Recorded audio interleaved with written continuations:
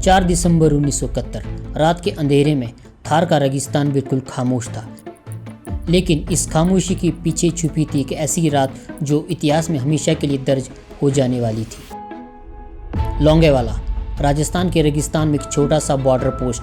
यहाँ Indian army के सिर्फ 120 जवान तैनात थे। उनके पास हल्के हथियार थे, कुछ मशीन गनें, कुछ रॉकेट लॉन्चर। और उसी रात पाकिस्तान की पूरी टैंक रेजिमेंट इस पोस्ट को तोड़ने के लिए बढ़ रही थी। 2000 से ज़्यादा सैनिक, 40 टैंक, 100 से ज़्यादा गाड़ियाँ। यह मुकाबला इम्पॉसिबल लग रहा था, लेकिन जो उस रात हुआ वो भारतीय इतिहास की सबसे बड़ी जीतों में एक बन गया।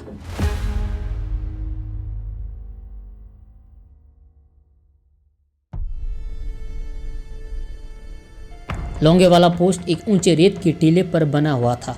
यहाँ से मीलों दूर तक रेगिस्तान साफ दिखता था। 23 पंजाब रेजिमेंट की एक कंपनी के 120 जवान मेजर कुलदीप सिंह चांदपुरी के अंडर में यहाँ तैनात थे।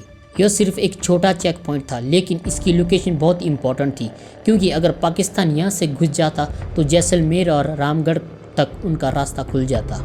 अगर वो लोंगेवाला की पोस्ट अगर हमने छोड़ी होती या हम विड्रॉ किए होते तो उस दिन शायद पाकिस्तान जैसलमेर पहुंच जाता। पाकिस्तान की सोच सीधी थी, रेगिस्तान में भारत की छोटी पोस्ट को क्रश कर दो, फिर आगे बढ़ जाओ। उन्होंने सोचा था कि 40 टैंक और 2000 सैनिकों के सामने 120 जवान कुछ नहीं कर पाएंगे, लेकिन उन्होंने 2 बड़ी गलतियां की। पहली, उन्होंने कोई सर्वे नहीं की, यानी रास्ते की जानकारी नहीं ली। दूसरी, उनके पास एयर सपोर्ट नहीं था। लेकिन इससे पहले कि पाकिस्तानी फौज लोंगेवाला तक पहुंचती, एक जवान ने पूरी तस्वीर बदल दी। सेकंड लेफ्टिनेंट धर्मवीर सिर्फ 26 साल के 30 जवानों के साथ बॉर्डर पिलर पर पेट्रोल कर रहे थे। रात के अंधेरे में उन्हें दूर से भारी मशीनों की आवाज़ सुनाई दी। जब उन्होंने बाइनोक्यूलर्स उठाए तो जो वो देखा वो यकीन करना मुश्किल था। 4000 पाकिस्तानी सैनिक, 40 टैंक सीधे भारतीय सीमा की ओर बढ़ रहे थे। धर्मवीर ने तुरंत रेडियो उठाया और मेजर चांदपुरी को अलर्ट किया। अगर उस रात ये मैसेज नहीं पहुंचता तो लोंगेवाला पोस्ट को प्रिपेयर होने का मौका ही नहीं मिलता। कि मुझे लग रहा है कि ये टैंकों की आवाज़ है और टैंक हमारी तरफ घुसपैठ कर रहे हैं। जब खबर मिली तो मेजर चांदपुरी के सामने एक बड़ा फैसला था।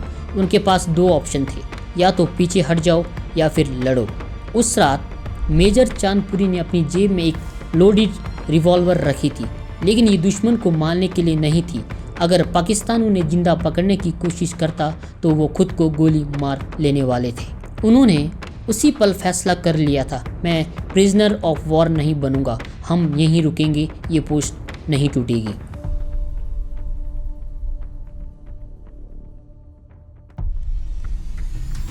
चार और 5 दिसंबर की रात ठीक 12:30 बजे भारतीय जवानों को दूर से गाड़ियों की आवाज़ सुनाई दी।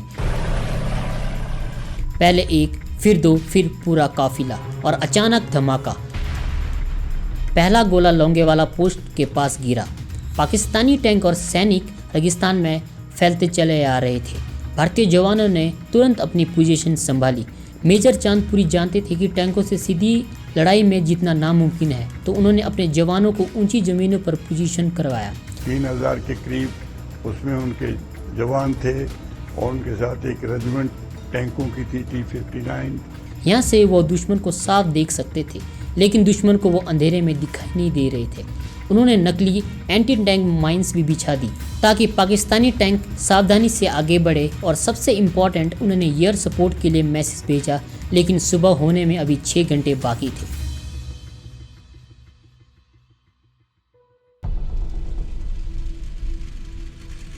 पाकिस्तानी टैंक रेगिस्तान में आगे बढ़ने की कोशिश कर रहे थे, लेकिन यहाँ की रेत लूज थी, बहुत ढीली। कुछ टैंक धंसने लगे, कुछ अटक गए, और जो आगे बढ़ गए वो भारतीय मशीन गनों की रेंज में आ गए। भारतीय जवानों ने एक एक करके फायर करना शुरू किया। हर गोली, हर रॉकेट राउंड केयरफुली निशाना लगाकर दागा जा रहा था। पाकिस्तानी सेना को समझ नहीं आ रहा था कि इतनी छोटी पोस्ट में इतनी तेज फायरिंग कैसे आ रही है। पूरी रात लगातार 6 घंटे तक 120 भारतीय जवानों ने 2000 पाकिस्तानी सैनिकों को रोके रखा। गोला बारूद कम होने लगा था, लेकिन हिम्मत कम नहीं हुई। मेजर चांदपुरी खुद बंकर जाकर अपने जवानों का हौसला बढ़ा रहे थे। बस सुबह तक रुकना है, एयर फोर्स आ जाएगी। और फिर धीरे धीरे रेगिस्तान का अंधेरा कम होने लगा।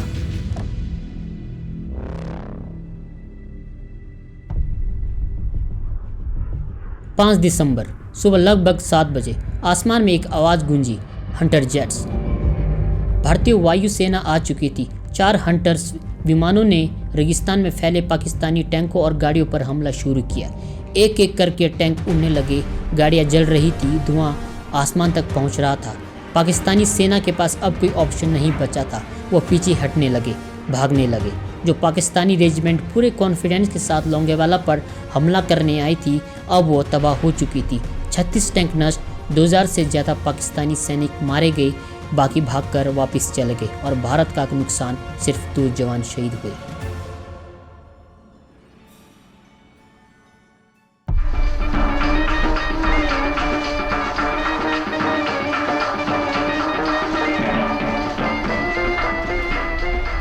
लोंगेवाला सिर्फ एक बैटल नहीं था, ये एक स्टेटमेंट था। 120 भारतीय जवानों ने साबित कर दिया कि संख्या से ज़्यादा स्ट्रेटजी मायने रखती है, हथियारों से ज़्यादा हौसले मायने रखता है। इस जीत ने पश्चिमी सीमा को सिक्योर कर दिया ताकि भारत पूरी ताकत से पूर्वी मोर्चे पर फोकस कर सके और 16 दिसंबर 1971 को बांग्लादेश का जन्म हुआ। युद्ध खत्म होने के बाद मेजर चांदपुरी ने अपने सभी जवानों को लाइन में खड़ा किया और उन्होंने एक ऑर्डर दिया जो आज भी याद किया जाता है, किसी भी दुश्मन के शव का अपमान नहीं होगा, वो भी सैनिक थे हमारी तरह। इस बात ने दिखा दिया कि असली बहादुरी सिर्फ लड़ाई में नहीं, इंसानियत में भी होती है। आज लोंगेवाला एक वॉर मेमोरियल है। वहाँ आज भी वो टैंक पड़े हैं जो पाकिस्तान छोड़कर भाग गया था। वो बंकर्स आज भी खड़े हैं जहाँ से भारतीय जवानों ने लड़ाई लड़ी थी और हर साल हज़ारों लोग वहाँ जाते हैं उन 120 जवानों को सलाम करने जिन्होंने असंभव को संभव कर दिखाया। क्योंकि लोंगेवाला ने सिखाया, जंग हथियारों से नहीं, हौसले से जीती जाती है।